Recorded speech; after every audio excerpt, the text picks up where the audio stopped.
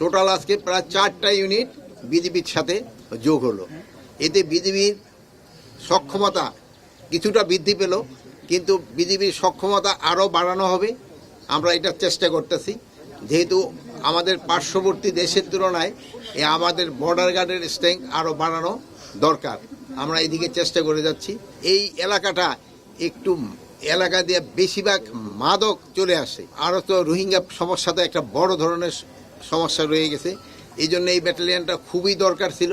ভবিষ্যতে আমরা চেষ্টা করব, যদি এখান থেকে আরও ব্যাটালিয়ন দরকার হয় আমরা আরও ব্যাটালিয়ন এখান থেকে রেজ করবো।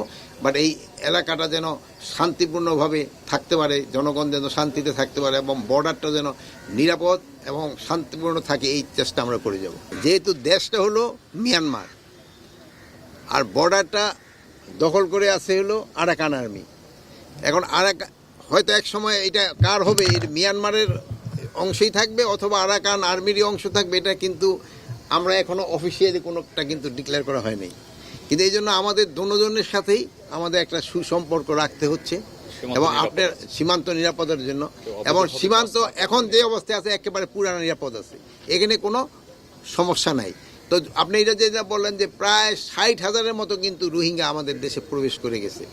এটা তো কতগুলি মানবিক কারণে অনেক সময় পারা যায় না যে করে দেওয়া, প্লাস বিদেশিদের একটা প্রেশারও থাকে যারা আসছে তাদের আপনি না পাঠানোর জন্য।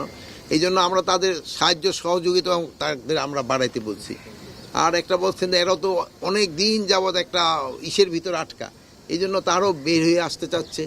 এবং অন্যান্য দেশ কিন্তু একসময় একটা প্রমিস করছে যে তারা তাদের জন্য অন্যান্য দেশে নিবে, কিন্তু যে পরিমাণ নিচ্ছে এটার সংখ্যা খুবই কম।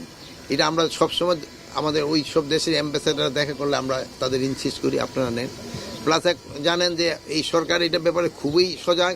এই জন্য এখানে কিন্তু একটা হাই রিপ্রেজেন্টেটিভ উপদেষ্টাদের সমমর্যাদা একজন এখানে স্পেশাল এনভয় এখানে আছেন মিস্টার খলিলুর রহমান, উনিও চেষ্টা করে যাচ্ছেন, নেগোসিয়েশন হচ্ছে, হয়তো সমস্যাটা সমাধান হয়ে যাবে।